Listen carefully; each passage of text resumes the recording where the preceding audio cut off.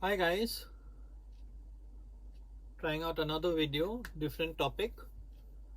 Uh, Maybe like a week back, my friend Tanuj put out an excellent video on Facebook on arranging and orchestrating the planet Krypton, a piece from the original Superman movie in 78 or 79, and he did a fabulous job. In fact, I watched the video thrice and then I nagged him to give me the tracks to give it a go. Um, I think he did a fantastic job. Unfortunately, there are some problems with the way things work with sample libraries, which is why I did this video to highlight it. And that is, you see, sample libraries generally are recorded, each sample or set of samples rather, whether it's a single instrument or it's an orchestral run, only violins, only first violins, only second violins, spiccato, pizzicato, whichever way you want to record it, it is still just a slice. And as Tanuj rightly pointed out in his video, when you start using libraries and building up an orchestral template, what those slices keep doing is adding to the room, and that starts a very funny build up in certain frequencies, which is what actually allows most people to separate sample library recordings versus real recordings. The only way to get a real recording performance is to record people playing together, and the challenge of this video is to make people who are working with sampled orchestras, whether it's just a placeholder or actually, to just show how you can do it and what the shortcomings possibly are.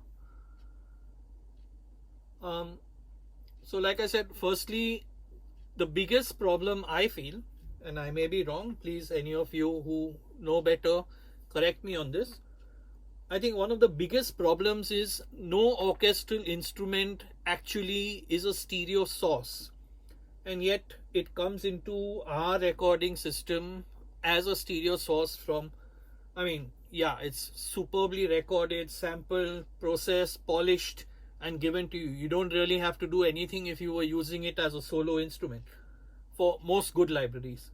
But what happens is, first thing is the individual sample is recorded in stereo, whereas in most cases what happens is a real instrument is a mono source. So whether you have 6 trumpets playing or like a string ensemble playing, whatever it is, it's multiple mono sources making up the orchestra.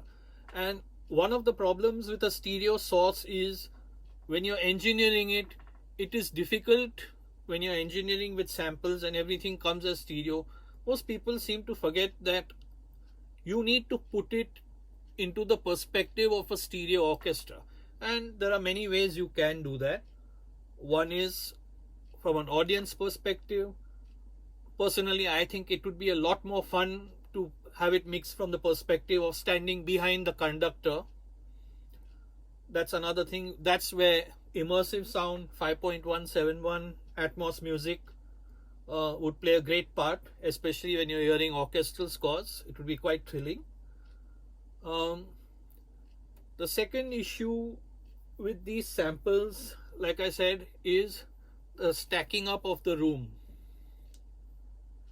What happens is, I mean, you did see Tanuj's template. I have a simplified version of it bounced down into Pro Tools for me. But you did see that I think there were close to 100 tracks. So like he spoke about build up, if you have 100 orchestral halls stacking up with its reverbs, etc., you are going to have a lot of phase problems and differences. And it kind of muddies the sound, especially in the extreme low mids to the top of the mid range, I would say.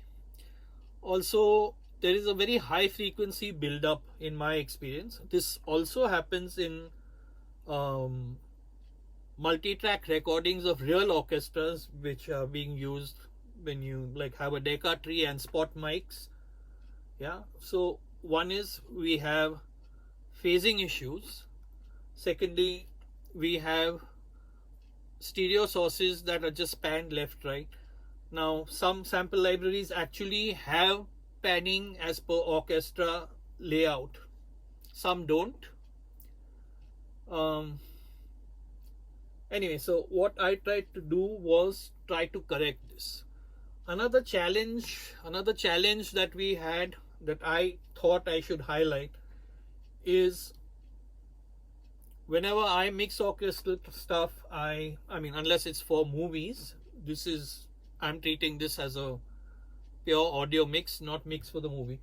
I try to completely avoid using anything that cuts dynamic range, which means the challenge to mix it is with no compression at all. Nothing. No compression on the master, no compression on individual tracks. And again, this is a self imposed rule that I try to follow, um, especially given the state of sample libraries today, which are largely polished to death and don't really need. Uh, if you can, I will show you the template. When you see it, you will also notice most EQ is subtractive cuts. This is not a reflection on the quality of the library, it's just I've made cuts where I feel build-ups are happening, and I don't know, you have a listen and see and tell me, because what I have done is I have spaced it out, which gives more space. And like I said, this piece has tremendous dynamic range starting from the beginning going to the end, and I've mixed it with no compression, just riding the faders. So have a listen and tell me what you think.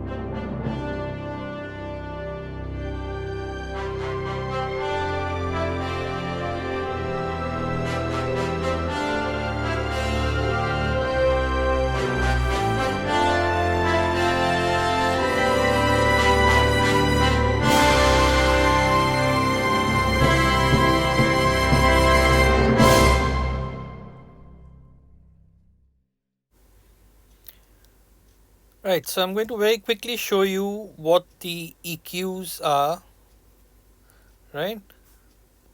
These are the EQs on the bass, the cello, violas, violins. Out here, the mouse, I'm just going to highlight. I've done a high frequency roll off because they tend to then start getting screechy. This is because of the stacking of samples. And I've done a little help on the clarinets in the lower mids, one of the very few boosts in the EQ that I have done. Now you can see for the trombones, same, just a little high roll off to reduce the blat.